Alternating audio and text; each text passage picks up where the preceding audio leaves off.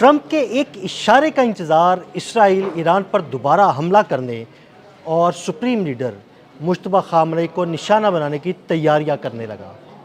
इन तैयारियों के हवाले से आमिर रज़ा से बात करते हैं।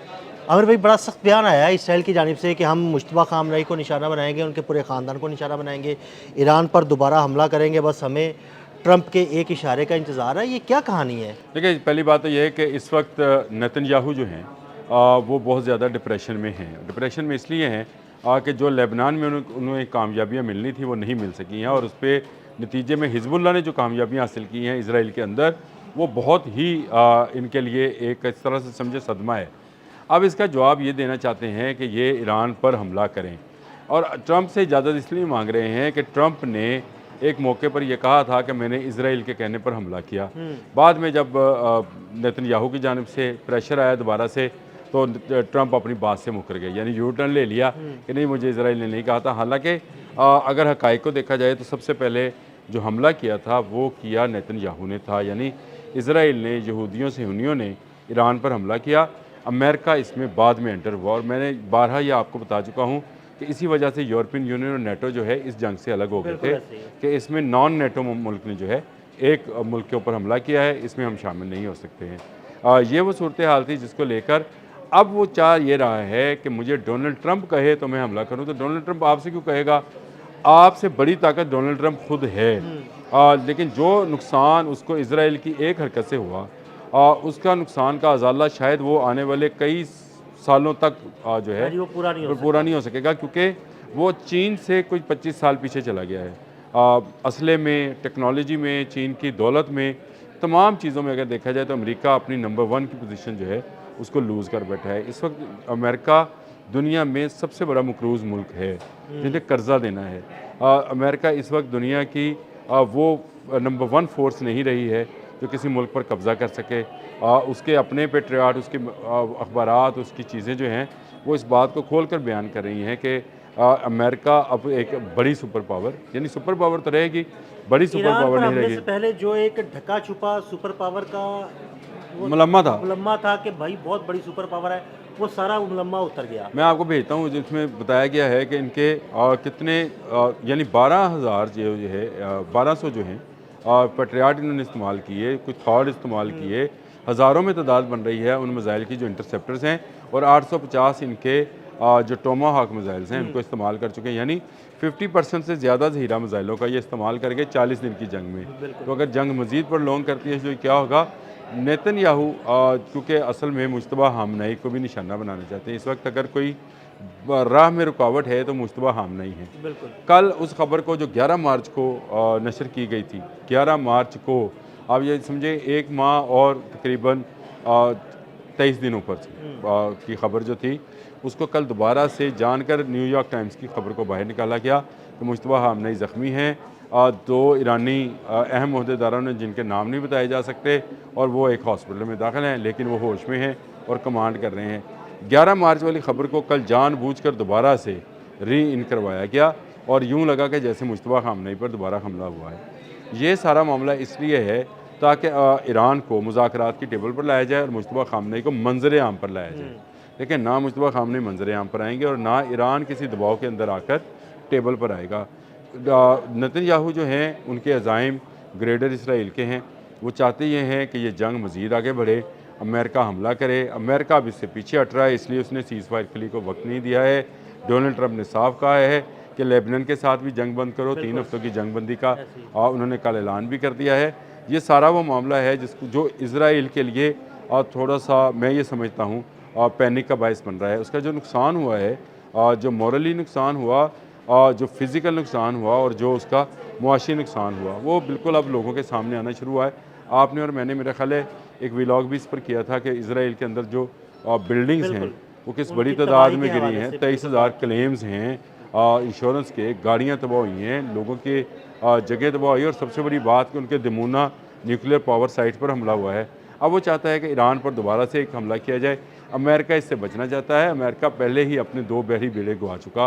अमेरिका अपना F-35 2 मरतबा गिरवा चुका। अमेरिका अपने बहुत सारे जहाज़ों का जिसकी तादाद मेरी इतलात के मुताबिक तो 39 है, लेकिन उसमें C-132 हैं, और फिर उसका C-130 है उनका, A-10C है, हाँ जी। बहुत सारे जहाज़ हैं। C-135 है जो रिफ्यूलिंग तैयारे हैं उनके। और उससे हटकर ईरान ये बात कर रहे हैं कि उसके पास नए कार्स हैं, जैसे बाकर कालीबॉफ ने कहा है।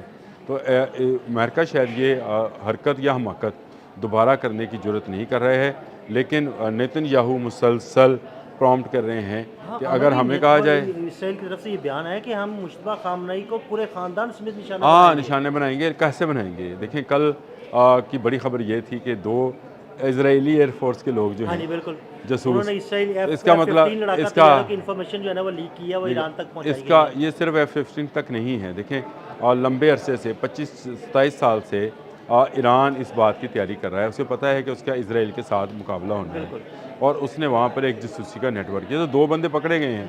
इसी तरह इजराइल को 25 साल से पता है कि उसका ईरान से मुकाबला होना है, उसने ईरान के अंदर अपना जासूसी नेटवर्क बना रखा है।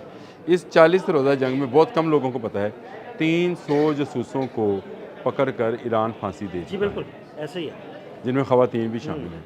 उसने देखें उसने ऑपरेशन क्लीन अली खामनई की शहादत जो है वो उनके लिए एक बड़ा धचका थी। उन्होंने ऊपर से लेकर नीचे तक दोबारा से स्कैनिंग की है और जहाँ जहाँ जो जासूस हैं उनको पकड़ कर उन्होंने जो है या फांसी दे दी है या उनको लंबी कैद में फेंक दिया है, तन्हाई कैद में तन्हाई में फेंक बहुत दिया सारे है। लोगों को उन्होंने फांसी ही दी है। फांसी दी है। अच्छा ये मामला वो था।